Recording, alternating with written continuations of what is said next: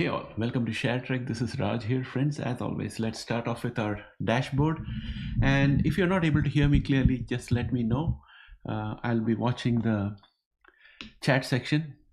So we have no change in the fear and greed index. We are still static out there. And stock futures are rising on news of upcoming US-China trade talks. The problem basically with media is that it depends on which country's media you read, that you get a particular slant to it. So media is no longer independent. I want to show you the Global Times, which is a Chinese newspaper. It says upcoming China-US trade talks are arranged at US request.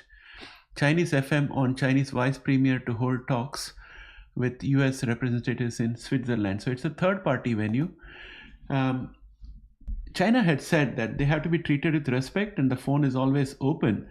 And they clearly said that they're not going to go with their tails between their legs into the White House and kiss the ring.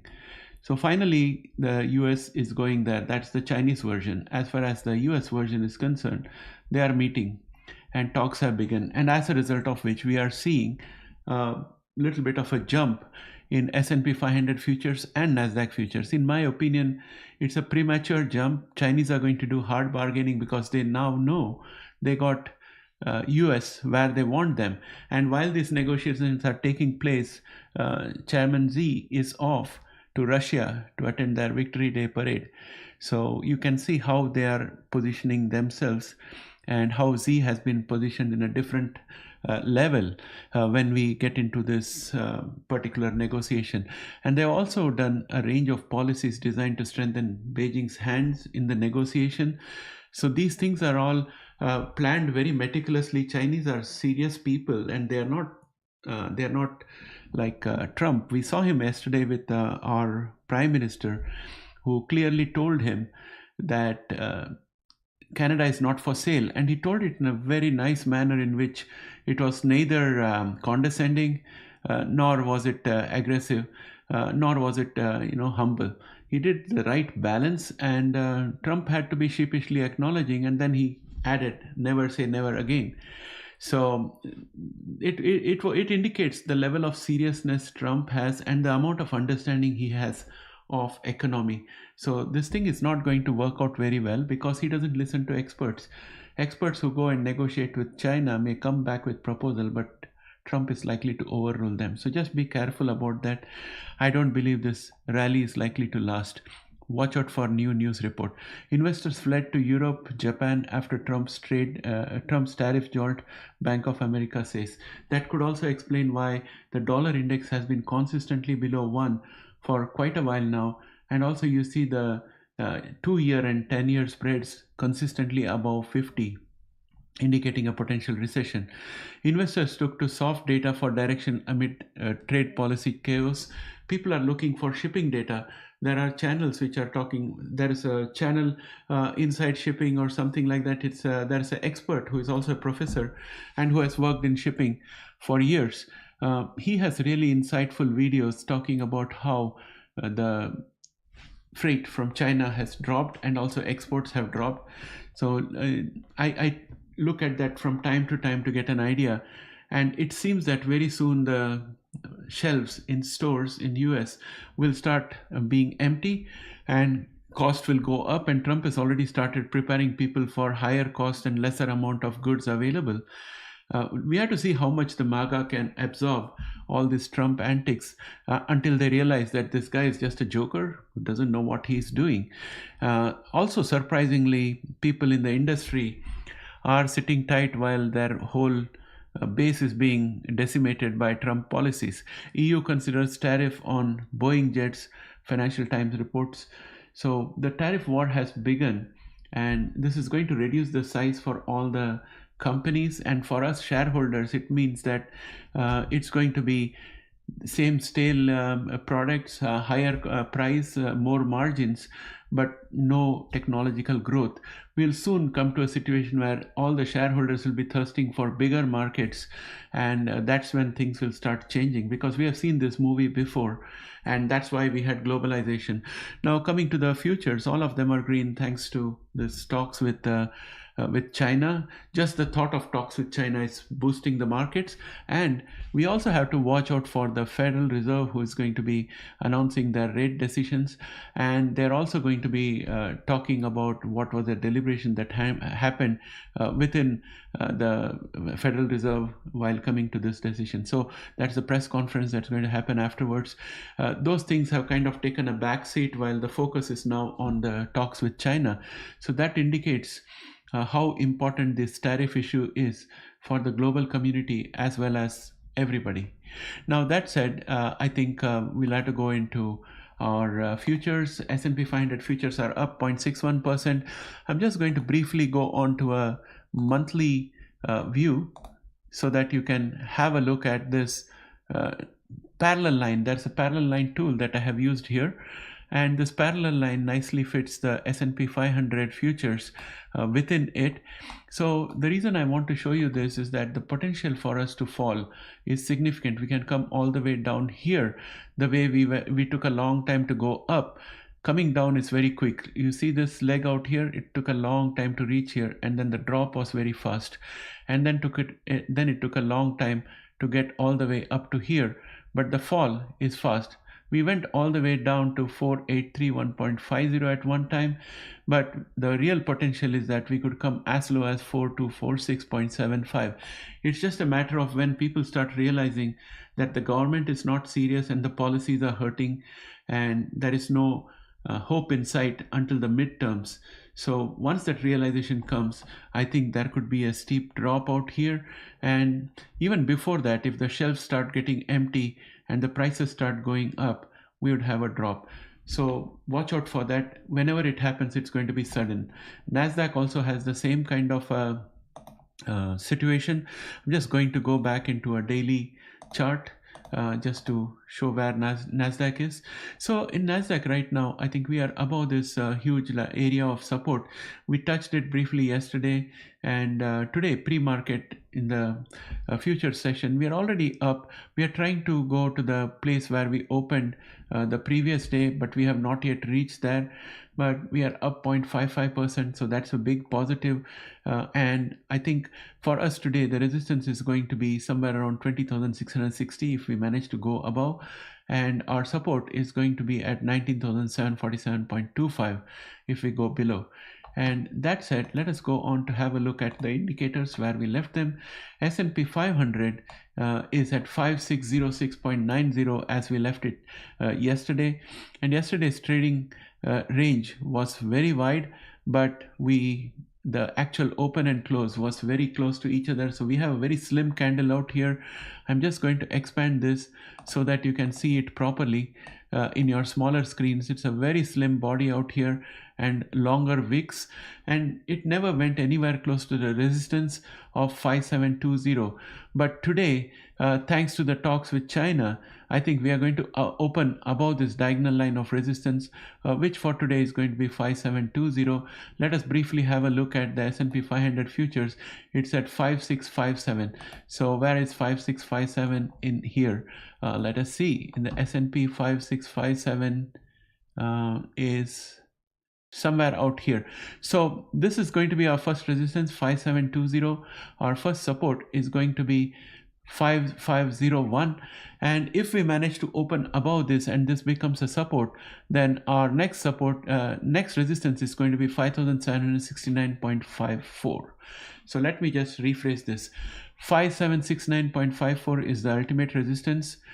Immediate resistance is 5673.37, and immediate support for today is 5498.25. That said, let's go on to NASDAQ. NASDAQ, let us see where the NASDAQ futures are right now. NASDAQ futures are at 19,983.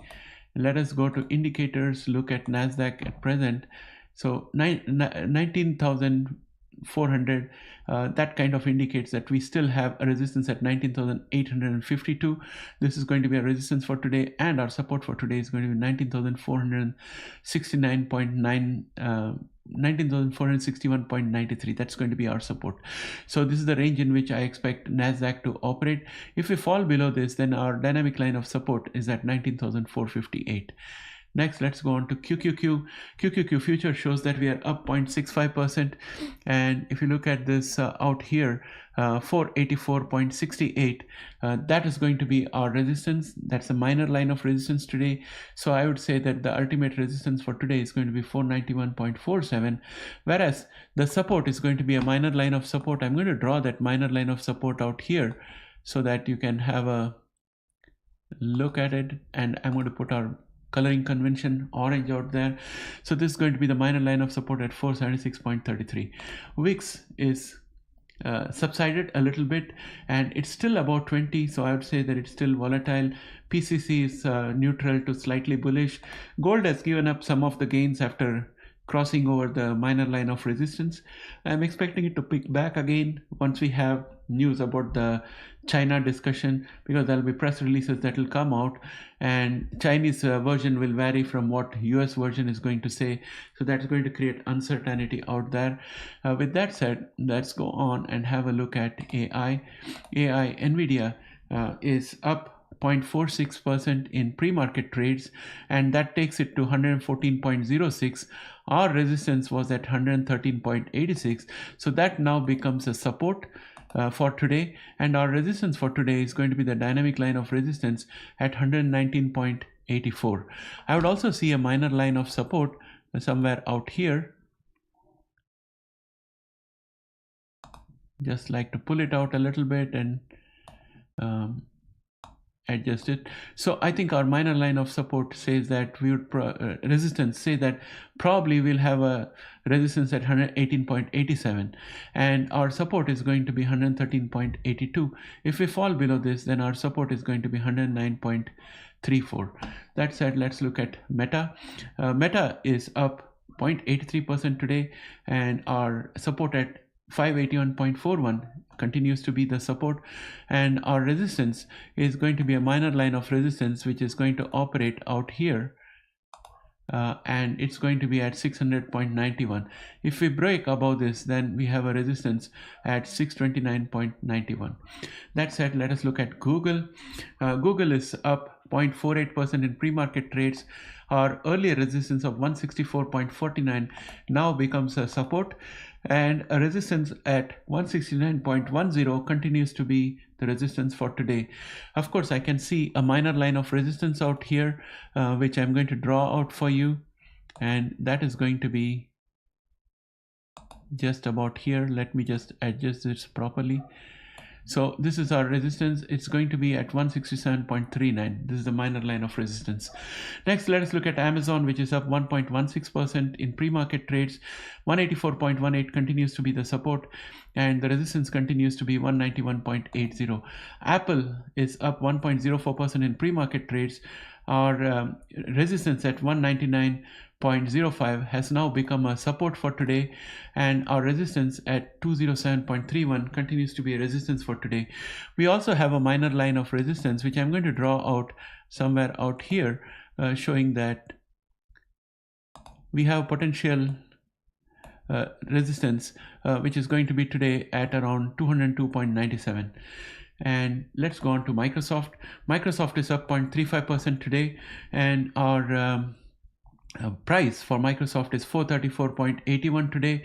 So 434.81 continues to retain it in the previous range in which it was, and today I'm going to add a minor line of support which is going to be out here at 424.78, and I'm going to put a minor line of resistance in the interests of making sure that we have some pointers in between this wide range, I think I'd put the minor line of support at 436.56 for today, and the ultimate minor line of resistance at 436.46, and the ultimate resistance is going to be at the very top. It's going to be at 447.94 for today.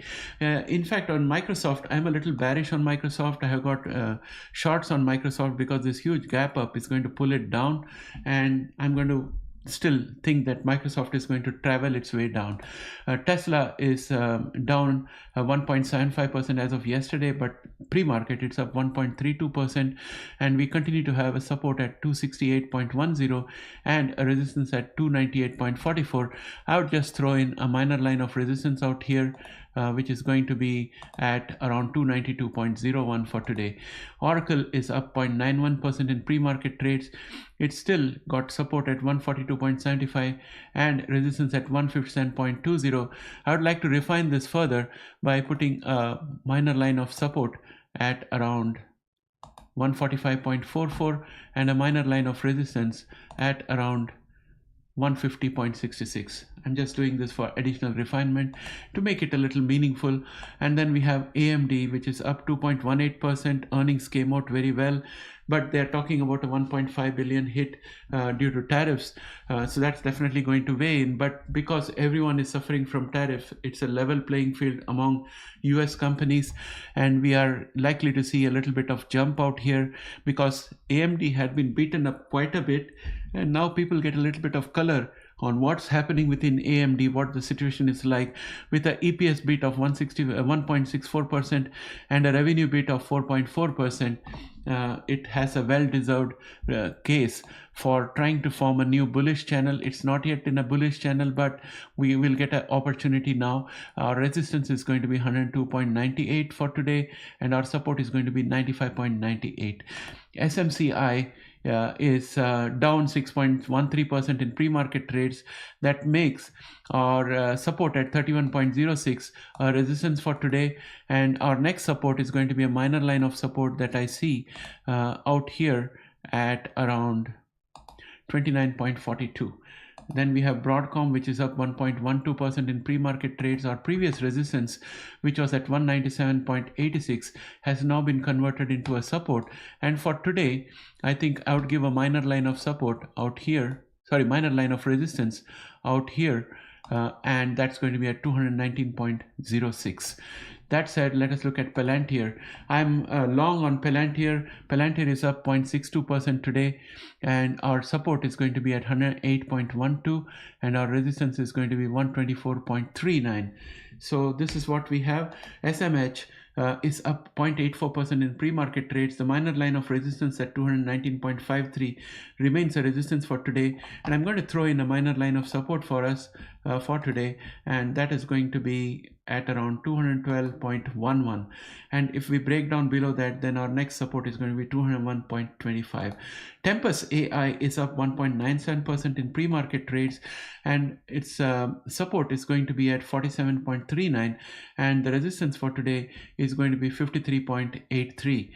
And if you want a minor line of support, I would say that we have a minor line of support out here, and when I say out here, I mean 50.09. That's about it, my friends. And now let me look at the chat section and see if we have any discussions or any analysis requests. If you have any ticker that you want me to check, I can do that for you, or else I think we are ready to call it a day. Okay, friends, hot dog, have a nice day. Inf, have a nice day. Take care. Bye for now.